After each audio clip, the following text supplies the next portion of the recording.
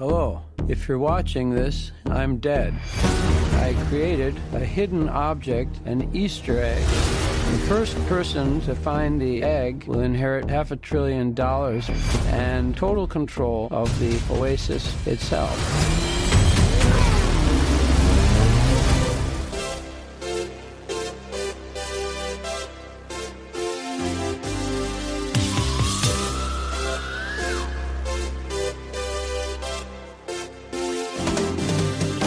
Welcome to the Hero Escape Podcast, your weekly escape from the dystopian drudgery of the stacks into the oasis of 80s pop culture references. I am one of your three co-hosts, Happy Halliday, and I am joined by... Beauregard Hornswoggle. Beauregard. Naturally. Dude, that was awesome. You're totally throwing me off. Yeah, that was the best intro I think ever. Okay, I am the Vault of Secrets. What does it contain? Mystery. Both inside and out. Okay, so I love that. That was the reason why that was so brilliant is because today's episode is about the recent released hit movie and hit novel Ready Player One, directed by the great Steven Spielberg. We have each seen it. Yes. And let's start off with Nathaniel. Where would I know this Steven Spielberg from? What would I know him Who is from? this, Mr. Steven? Mr. Spielberg? Old movie about a shark, I think? Or something. Maybe it was an octopus. Dun, dun, dun, dun, dun, dun, dun. Yeah. So, I mean, nothing we'd remember. Yeah. Anyways, so when we went to go watch the movie, that day I was in a race. Because I know you guys wanted to do an episode on it, and I hadn't finished the book, and I've been listening to it on audiobook. So I was like racing to finish listening to it on audiobook. The book is very good. Very, very good. It's definitely worth the read. Quite good. Highly recommended by, I think, all three of us, right? It's really very good. And I want to say, before I forget, then we'll get to I think there was something magical about listening to the book rather than reading it. Right? Will Wheaton, right? Yeah, so the version I listened to, Will Wheaton of Star Trek fame was the narrator. And the whole book is about, just like the trailer says, about a kid who, and much of the world now, escapes their horrible dystopian reality by going into this very amazing virtual reality computer game that's kind of like an open platform, be what you want, do what you want, adventure as much as you want, or just do business in the Oasis. People open up stores and sell there. It's a completely immersive virtual reality. It's a true universe. Yeah. It's what Second Life was supposed to be. Yeah. Remember that? Anybody? Years ago? Without VR, though. Yeah. So anyway, so very, very cool. And so listening to it, if I can put a plug for that, because he's experiencing the adventure kind of virtually, listening to it kind of put me in a virtual like world, and I was really getting sucked in, like thinking like I gotta do this now, like swerving all over the road during the race scene while you're driving to work. It was kind of messing with my head a little bit. Like that was my virtual reality. I was living the book like he was living his adventure for the Easter egg, Halliday's Easter egg. Anyways, if you're a reader, read it. But if you're at all inclined to do audiobooks, this is one. I've listened to a lot of audiobooks. This translated really well to an audiobook. Not all books do, but this one translates really well. That said, Nathaniel, what was your take on the book and movie? I have a little bit of a pattern from time to time. If I see a trailer for a movie I get super amped about and it's based on a book, I just can't wait. I got to get the book and sort of had the experience in advance. Doesn't always play well because then inevitably you go in and you're like, no, it's not as good as the book. You know, you're one of those guys. Finger pointed solidly at Mr. Whatever Swallow over here. Guilty as charged. Go What's ahead. your last name? I Hornswoggle. Swoggle. Not Swallow. Swoggle. Mr. Swoggle. Yeah. All right. I accept that. So I That's what's charming about you, Mr. Swoggle. Okay. I suffered from a little bit of that in this. Okay. It's Spielberg, so it's very well shot. The action scenes are really great. The visuals are really great. Oh yeah, really good. Really good. I would temper that by saying I went and saw it in 3D, thinking that the 3D was going to be mind-blowing. Yeah, I was thinking maybe I Oasis should watch graphics, but it was not. Oh. I was consistently thinking through the movie, like, I might as well have seen this in 2D. Like, they're not that it was bad or anything, but they just weren't taking advantage of 3D. I got the feeling that it was one of those post-production 3D things where they take something that was filmed traditionally and just do a conversion for some. Hollywood needs to catch on to get people to the theater. Make the 3D part awesome. Yeah, use it as a story.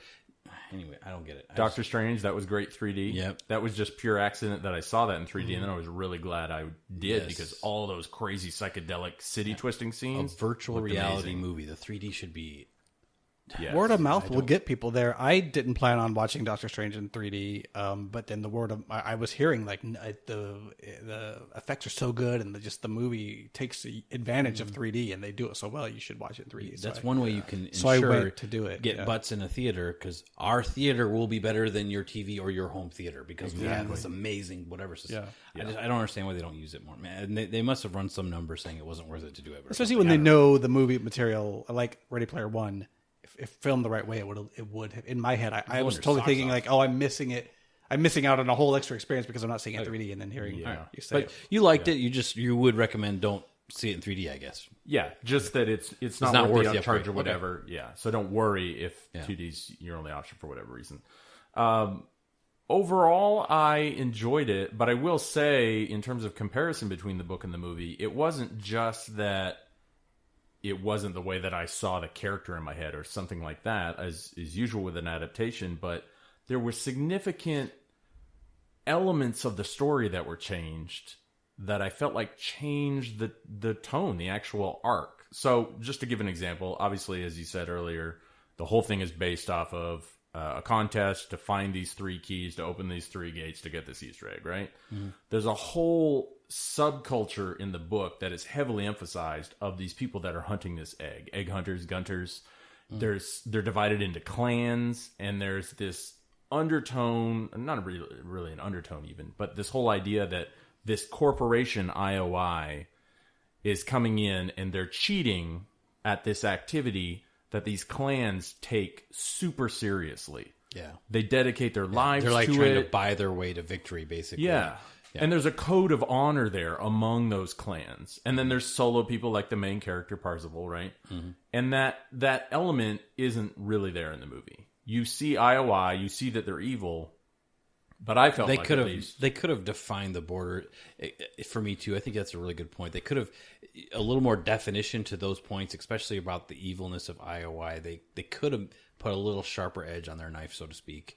To make it a little bit, they could have done. Yeah, I think it was very individually focused, and they made verbal reference to clans, but they didn't really show clans or any of that. And I feel like that would have added to the inevitable lead up to the last battle, because which was very cool. Yeah, man, that was super cool. With a bunch of unexpecteds. Yeah, there. If you haven't read the book, the action sequences in this movie will be huge surprises. If you have read the book, there's still the visuals of seeing them portrayed and this twist that they put on them are they're good. I mean, they're worth the price. There's different elements of combat. So even if you have read the book, I feel like you don't see things. Well, I mean, we do spoiler reviews anyway. You don't see Chucky coming. You don't see that little mad ball or whatever. I mean, all those elements are that was awesome. Surprises. Ball, but that last battle holds weight in the book because of what I talked about. They set it up a little better. Yeah. Because the whole idea is that everyone knows where this third and final gate is as soon as it's discovered.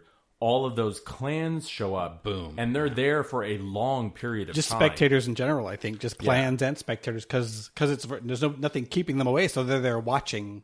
Them trying to get to the third gate, right? It just creates this great in the book injustice of everybody's there and they could go in and try their hand at it, except IOI has that force field. Mm-hmm. Whereas in the movie, IOI sort of has this early advantage. They're the only ones there. They put up the force field before anyone else has really arrived, so it loses a little bit of that weight. That was kind of my only gripe there. You know what I mean? It feels different. You always wish they could spend more time to make it more like the book, but when I go back and I look, the movie was 2 hours and 20 minutes long. So that's a long movie. You know what I'm saying? So so for me, the things that they excluded, I kind of give them I mean, it was 2 hours and 20 minutes. How much longer did I want them to make the movie? I guess. I will say, like, you know I don't like it was. Didn't feel like 220 either to me. Yeah, it goes fast. It did not feel like I don't think they had to add anything more in, but I think the scene was already there. I think the scene would have been better to have, like, in the book. The book makes the point that, like, there are thousands and thousands of spectators watching them, and then they join the battle when The scale of the last when, battle, they Parzival undersold. And there are a few other things, and I will say this: my wife went to see the movie with me solely based on the very '80s theme of it, and her being excited for '80s music. And there was so little '80s music. I feel like it was kind of a missed opportunity. Was surprisingly a letdown. They almost had no '80s music kind of playing through it, which I thought was a huge missed opportunity. Yeah. I mean, I think maybe they tried to make it appeal more, but you can still remix them and make them cool. I mean, I don't know why they would. They spent their licensing budget on getting Chucky. Yeah, or the Ninja Turtles, or take your pick. He-Man. Like, considering how much sweet music they put in Guardians of the Galaxy 1 and 2 that made those movies, that's a good point. we kind of were expecting that level of the music. Yeah. Because the 80s music had such a big influence on the 80s. You thought that there would be more. Anyways, it didn't like ruin it for me that they didn't have enough, but there was some definitely missed opportunities. All in all, so I'm much like I'm that guy that if a movie doesn't follow the book, well, oftentimes I get upset but I went into this like knowing like they can't recreate this in the movie and have it still be as exciting. So I really liked the movie a lot, though I do think, like I said, the music would have improved it. In the book, it's a long time before you meet people in real life, and in the movie, I feel like it's pretty quick and almost like not a big deal. Like, not a big deal. Them, they were terrified to meet each other. Yeah. The social, I would because have they were all like, I don't feel like you'd have had to change the story or lengthen it to say let's just pull back the amount of time before they meet each other and have it be a kind of a bigger deal that we're meeting. And have it be more imminent danger to the real life characters, because in the book, one of the real life guys. They're all being threatened to very, directly to Iowa. Life threatened, not just we're mad at you guys. A little bit more sharp edge to that knife of the threat they were posing would have been. They kill one of them. Yeah, one of them actually does die. One of the high five. Yeah, one of the high five, and in real life killed. Yeah, horribly. They're running kind of in her van, but like I said, the real edge of danger was never, to me, it didn't feel. So we've talked about some things that we maybe would have improved, or what was your favorite scene? Like, we always slip down that negative slope. Yeah, you're always the one to pull us back. You're welcome.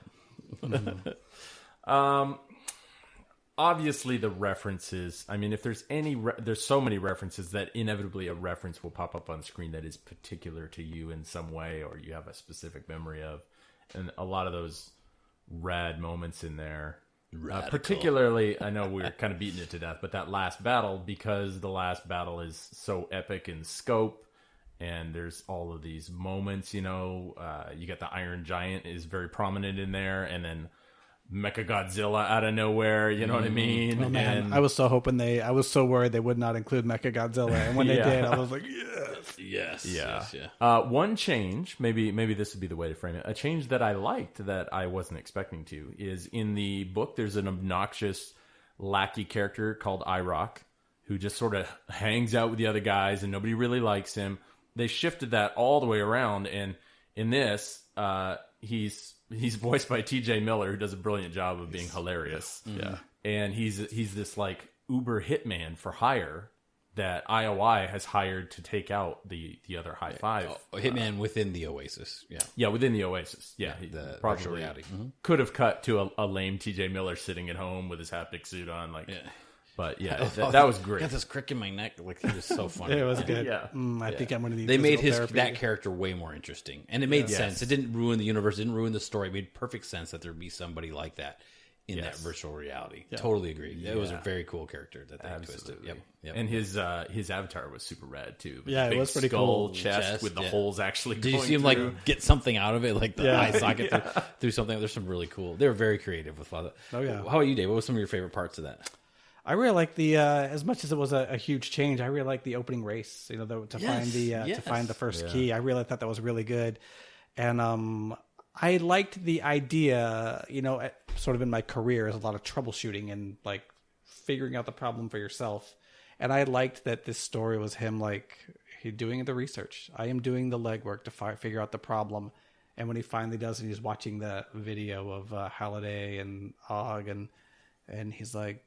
He all of a sudden like, oh my gosh, I have this idea of something to try in the race that nobody's ever tried before, and I'm just gonna try it, like that, and how it pays off, and it's just, you see them go through the race, which is super fun, and then that alternate perspective of him finding the secret route through the race was really cool. I really enjoyed that race scene, I think, and Yeah, that's probably honestly my favorite part. Which they probably did it on purpose to make the start off the movie with kind of a big, showy, cool visual. A hook. It was a good hook. Yeah, it was a good to hook, get you into yeah. how cool the virtual reality was, and they also I loved how it talked about the different like quests that they would have in the universe, and there was that big battle that it showed in his aunt's jerk boyfriend, like screws up their whole future trying to. But I was gonna win the quest. There's like a field of like a couple hundred people attacking on a battlefield. And he's like, but I was gonna win. Like total idiot. Like, anyways, the visual of King Kong crashing through the city and destroying every car, that was very, very satisfying. Yeah, Mechagodzilla again. I loved Mechagodzilla. Yeah, that was. It's like we got to see Rampage before Rampage comes. Yeah, out. really. I need to watch that battle scene again sometime in slow motion just to try to catch all of the characters from the character Easter eggs, Yeah, right? exactly. I think I told you after it was over, like that is going to be the most paused Blu-ray in the history of Blu-ray. Yeah, to see all Freeze of the frame. images. Oh, yeah. And it's going to be the longest, like how they do the YouTube videos of like Easter eggs from movies. It's going to be as long as the movie, but almost. Yeah. Longer, I think. But yeah, I totally love. There's a huge scene for those who haven't seen it at the end where the main villain, he's protecting the gate to win the final like step to win the Easter egg. They haven't figured out how to crack it yet, but the good guys come to try and get past him, and he has this huge mechanized vehicle version of Godzilla that exists in Japanimation, and who's essentially indestructible kind of a person. And that was one of those things where they built up in the book, and it's so epic in the book, and you thought they're not going to live up to it, but the visuals of it do really live up to it. And then Ultraman, also a Japanimation favorite, makes an appearance, but they just had to do that too. I mean, that part paid off. I think they left that. They substituted Ultraman for a Gundam, I think, which is like another Japanese sort of idea. They call him Ultraman, if I remember. I thought he said in the movie. Gundam. I thought he said Gundam. It was Gundam at the end, yeah. Which was sort of, again, I mean, I still loved the scene, but in the book, they each had their own giant robots. Not as big as Mechagodzilla, but they were all these giant robots fighting, which was awesome visually in the book, in your mind. And then they just didn't have time for that. I think storytelling time. But each person to get access to the third gate would have had to have won the second gate, in which they were awarded this super suit in the Oasis. But anyways, they kind of skipped that little wrinkle in the story. Let me say, I also loved the holy hand grenade in the movie. That was a good surprise. The holy hand grenade? That was so awesome. Yeah. Oh, so good. So good. Yeah. Because he goes off in the book on how that's one of the best movies of all time. Yeah. Monty Python and Search for the Holy Grail. So that was their, nod to the author's love for that movie. Anyways, so good. So good. So not without its flaws, but we recommend and love the movie for those of you who haven't seen it. Definitely good times. Mm-hmm. Most definitely. Absolutely. So in addition to that, what else have you guys been watching lately? Before we wrap it up, what else has been good? So I went and saw Pacific Rim 2, Pacific Rim Uprising. Oh, a big metal 2? Metal crashing up metal stuff 2. I really enjoyed the first one. My boys really enjoyed the first one. They have yet to see Uprising 2. The visuals were good. The combat was good. All that stuff.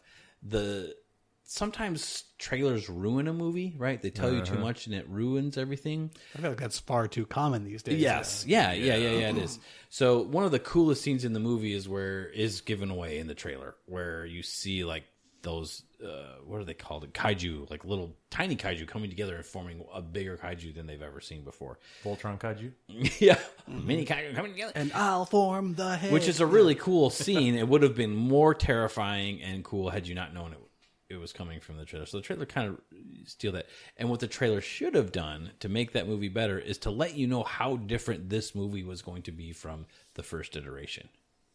So the first one, if you remember seeing the first Pacific Rim, the whole feel is like the world is depressed. We're getting our rear ends handed to us by these monsters. We don't know why they're here, why they're destroying us, how they're really even coming here, from what dimension and all that stuff.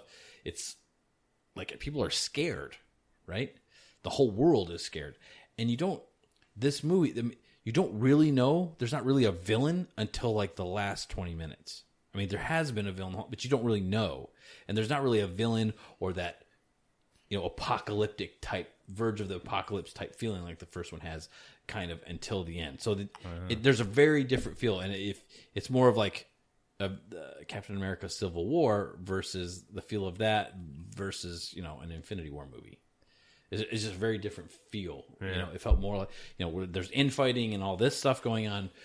So it was a very different feel. I wish the trailer had let you know it was going to be different like that, because you're expecting Set your expectations. It would have set yeah. So I was expecting the one, and it wasn't that. And then again, the problem, the real beef with the movie is that the villain was just non-existent, and then when we showed up, it was a letdown. So to me, this should have been like an episode of a movie, rather than being a movie, almost like an aside, or it sets up really good for the next movie, because they do let you know, hey, we're going to continue this story on, and I'm more excited for this next movie than I would be to watch the second one again. You know what I'm saying? I'm more excited to watch this third one than I would be. So, I don't feel like the price of my ticket was wasted. I enjoyed the time. My wife went to go watch it, but now that all the listeners out there, now that you've seen, that the story will have a totally different feel to it than the first one. Maybe you'll enjoy it a little bit more. I think I have a hard time in general going to any of the movies that are at that sort of scale. Like I would consider that movie, any of the Transformers movies that came after number one, things like that. Transform harder. Yeah. You got a huge responsibility to sort of ground the story in reality, in humanity, and not just keep it as this big earth-shattering event type deal. So, which I guess they were doing that in this movie, but again, there wasn't an actual villain until the last 20 minutes, and that was it makes it hard. It's just not as epic, Yeah. Going to work every day might be interesting, but it's not. There's no one trying to kill me. Yeah. I checked out the Commuter, which is the recent Liam Neeson film.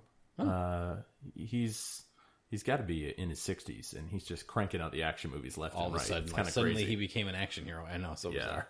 But it was. I went in with low expectations, but it was better than I expected. I will say, better than average action movie. A lot of action movies are really hollow, right?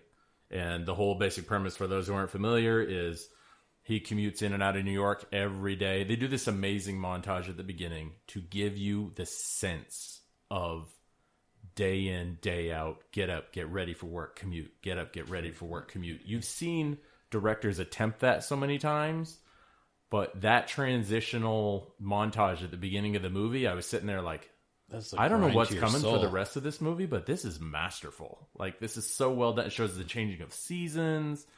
They just visually did that so well. Yeah. But the whole premise is he has a really bad day, loses his job, spoiler alert, and then gets approached. The spoiler alert's supposed to come before the spoiler, Nathaniel. Now I don't even need to watch the movie. Just play the podcast in reverse. Roll credits. Yeah. He gets approached by someone on the train on the way back, who gives him this proposition, basically like, you will get $100,000 if you can locate this person on this train who doesn't belong. You commute on this train every day. You know all the regulars on this train. You're the best suited to identify this person. And the whole thing's very shady, and then it develops from there. But, did he say, I'm getting a few million just to be in this movie? No thanks. That's exactly what he said. Yeah, oh, okay. So that's my my throw-in. Little tease for that. Okay, so you enjoyed that one, huh?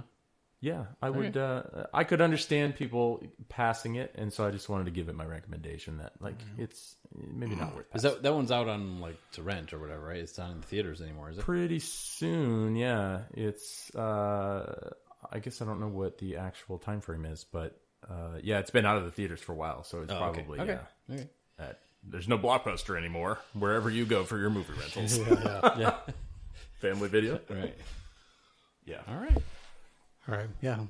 I don't really have much to add. I will say I watched Jumanji this week, but that's been out for a while. But I enjoyed it. It was a fun watch with my wife and I. And I was a little annoyed at first because I thought they can't change it from a board game. But they explained in the beginning of the movie how it's different now and more modern. And And other than that, it was a fun watch for my wife. So and I. entertaining. That's what the world needed after being so depressed by Last Jedi. Yeah, exactly. And that's why that movie did so good. I think Black because is A, it hilarious was in that. good, and B, it was like people were just desperate to have something else to go watch after being disappointed with Last Jedi, and that movie is freaking hilarious. It's pretty funny. Jack Black and The Rock too. Everybody in there does. There's so many scenes like I shouldn't be laughing at that, but I can't stop laughing. Yeah. It's the acting talent, right? Like Yeah. it's So who they good. casted. So Totally good. sold. Yeah, all the actors did a really great job. I also watched Last Jedi with my wife. I'll try not to go so negative, but I'm so proud of her. She goes, "This movie feels small, not epic like most Star Wars movies." I'm like, I love "You're honey. a great wife." You're a great wife. We will now stay married for another 20 years. Yeah, exactly. Yes. We brought it up a little bit earlier, but I wanted to ask you on air, if you will, so we can have this on record, because I'm curious. Maybe the listeners are curious. There's a new Netflix series with Sean Bean, the perpetually killed in everything he acts in, Sean Bean, called The Frankenstein Chronicles. Is that right? Yes. And yes. my understanding is that you're a few episodes in, so I just wanted to get your early take. What's the early take Oh, boy. on Frankenstein Okay. Chronicles? All right, so it takes place in horse and buggy cart England times. Okay, Oh, my favorite time period. Yes, Horse and buggy cart. I believe that's the technical term for it. So the author of Frankenstein, olden Mary days. Shelley, is alive. So whatever that time period she was actually alive in. And anyways, the Sean Bean character he's just a regular policeman. He's actually busting opium smuggling into London or whatever. And they tap him to get him to try and hunt down what's going on, because they're finding these bodies washed up that are mutilated corpses sewn back together from multiple bodies, i.e. Frankenstein-ish. Right? Very nice. Okay. And anyways, so that's like the premise for this show. And it's I got exposed to it on Netflix. I don't know if it is anywhere else to watch. I think it's a Netflix original, if I'm not mistaken. I'm not sure. So almost everything that's a Netflix original is like TVMA. But I found out that if you go onto IMDb, you can look it up there and see episode by reasons. episode which ones are MA. And only one episode has like graphic, rated R type skin type problems. And that's in season 2. I thought, well, we just give season 1 a try and I can just not watch that. Whatever. So we're watching these first 2 episodes, and I am famously a jumper in movies. Okay. So way back from a little kid, and when there's a gotcha, bah, my buns leave the seat and I jump, or I flinch, or I throw something, or kick the seat in front of me. I'm the same way. Yeah, So yeah. You're in good company. When I watched Jurassic Park as a kid in the theater, I'm pretty sure I broke the seat in front of me. I'm so glad there was no one in front of it. Anyways, so I'm watching these first 2 episodes in my home theater upstairs. I got the little ear muffs on I'm playing it off the PS4, and I have the headset on, so I can watch it upstairs, and I'm not waking up my kids because the only sound is on my ears, and their doors are shut. They can't see the screen. And this is so well done, where how you can feel a gotcha scene coming, like there's gonna be a boo or a rah or a blah, and those first 2 episodes, I'm watching them, and even if I know it's coming, the way it comes completely surprises you. And not only did I jump, here I am later than midnight, my kids are sleeping, and I'm going, the blah happens, and I'm all, baga! Like I actually yelled like in fright at this show because it scared me that bad. And so here I am watching the show, and it's on Netflix, so a remote doesn't turn it off. I'm trying to find my phone that it's playing off of, or whatever, the remote, and I'm putting the ear off my head, seeing if I just woke up the baby like an idiot. No, honey, the movie didn't wake them up. It was me. I don't think that you could give a greater endorsement for a show than that. Yeah. Scared the bejeebies out of me. Yeah. I can see that in one of those tags where they recommend a movie. Scared this man so much he yelled and woke his baby. Yeah, seriously. I woke my baby. Yeah. I am an idiot. So, put the earbuff back on, and I make it for the first 2 episodes, totally scared. And then so I talked to my wife, hey, do you want to watch this kind of scary? Are you in the mood for a scary? I mean, it made me scream. And she's like, oh, she was like in the mood. Trying to brace her for it. Yeah. Yeah. And we're watching it. And then episodes 3 and 4 totally did not. There was no blah that scared. I mean, there was one, but we saw it coming, and it was fine. It was anyway. They were like furthering the plot, unraveling the mystery of as he's trying to discover what's going on. So they were good episodes, but they were not the oversold the scare. The first two make your skin crawl with what's happening, and it's like a little bit disturbing and scary. The next two, it's more of like a mystery unwinding. Let's do something that we've never done before in the show. Scare the crap out of me again? No, that's what well. We'll do that later, all right? All right. Preliminary, haven't finished it yet. Star rating out of 10. For the you're less than midway through or midway through. I'm only 4 episodes in. The it's got 2 full experience seasons so far. Well, the first 2 was so good. I actually recommended it to my wife. So on those first 2, I'd have to give it at least 8. But the second 2 were more like 6. They didn't wait. I don't feel like I wasted my time, but I really didn't. Weighted overall average of 7. Yeah. So yeah, let's put it at a 7 for now. Okay. I'm hoping that I see some more of those really good, masterful surprises that there were in the first 2 that I will admit scared. I am bejeeby-less. I have all the bejeebies scared out of me. They're still gone. Yeah. I haven't re-ingested them. Yeah. Yes. Have to build back up your GB count. Yeah. Okie doke. Well, that is our assessment of Ready Player One. Yep. And there's some recommendations for you. So we're going to forego who would win because we're in the middle of our tournament. So there's plenty of who would win on the previous and upcoming episodes. So we haven't forgotten. Just stay tuned for our next episode. So thanks for listening, and we will see you all again soon. Peace.